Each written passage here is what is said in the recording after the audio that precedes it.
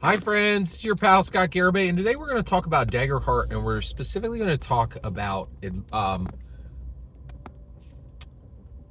player advice that is given in about player advice that is specifically given in Daggerheart, and it says trust your GM and fellow players to tell a story that to tell a story that will be beautiful and memorable in the end. All right. So this is a this should go on a Hallmark card. It just sounds so nice, and it's utter bunk. It's utter crap. It's utter garbage, and it shouldn't have been in the book, right? And it's wrong at every level, and I want to dig into it. I hate this about Daggerheart. Okay, so basically, they're saying, hey, you got to get on board, right? And one of the reasons why they're saying that is they built this game without guardrails, right? They didn't do what Dungeons and Dragons did, which said, hey, what if you have an outrageous jerk at your table? This rule is here to manage that, right?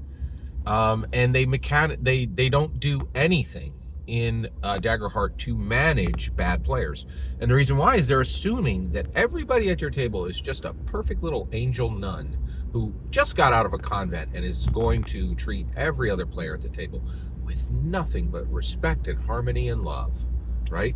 And it's garbage. It's absolute garbage. D&D does the right thing, right? I'm not surrounded by angels, right? I get people at my table who are outrageous jerks, right? Why do I accept that? Scott, why don't you go get all precious angel nuns who just got out of a convent and are only respectful to you and every other player at the table? Because I'm a jerk. I don't know if you caught that, right? Like, I am a jerk, right? I am a cantankerous, curmudgeonly, extremely inflexible person, right? Like, and the reality is, and people love me still. It's weird, like, and that's the point, right? I know you're Spencer Stark and you got, perfect hair that you spent, 45 minutes spray paint, making into a perfect mold that morning, and you can hang out with Hollywood celebrities, but the rest of the world is filled with regular people who have jerks as friends, right? And here's the thing, right? Dungeons and Dragons doesn't say this. They don't lie. They don't say, oh, trust that your fellow GM and your fellow players will make something that's beautiful and memorable in the end. They're like, we're going to tell a story, right? And maybe that story is going to be highly forgettable, and you failed to tell a memorable story that was beautiful, right? So what do you do about that? Tell another one. Right? Right? The other thing is, maybe you are going to tell a story that will make you millionaires. Oh, can you do that, Scott? Yeah, you can literally do that, right? Critical Role proved it, right? They told a story with Dungeons and Dragons, and it made literally every single person at the table millionaires, right? That's what can be done, right? So you might tell a story that's completely forgettable and unbeautiful. You might tell a story that is so compelling people will never forget it, and it will make every single one of you millionaires, right?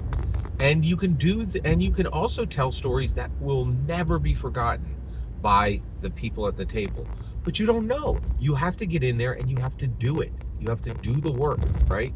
And you shouldn't trust anybody that they're going to make a story that's beautiful or memorable, right? Like, you need to get in there and do the work. And if you fail to tell a story that's beautiful or memorable, the other thing is, what is the purpose of the story that's being told with Dungeons and Dragons, right?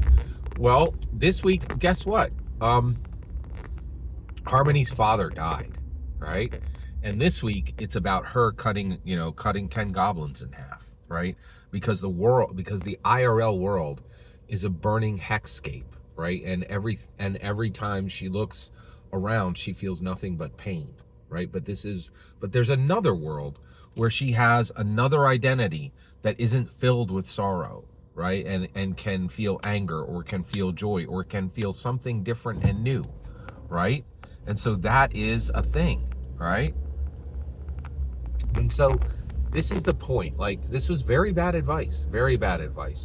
And also, you end up here if you don't know what Dungeons and Dragons is. Dungeons and Dragons is not a game.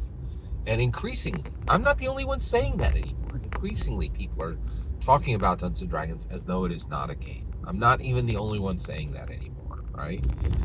It's a human. Now, I'm the only person saying this. It's a human improvement engine, right? And the reality is, Dungeons and Dragons is a tool to fix people. That's what it is, right?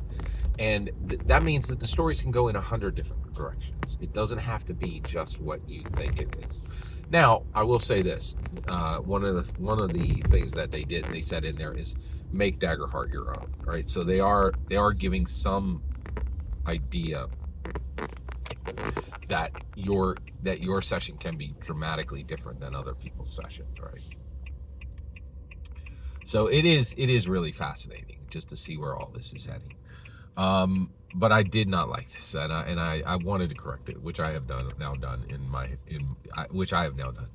Every single word you just heard in this video is my humble opinion. The important part is when I get to hear your humble opinion. When you get in the comments and send your traffic, please consider liking and subscribing, and have a fetch millennium.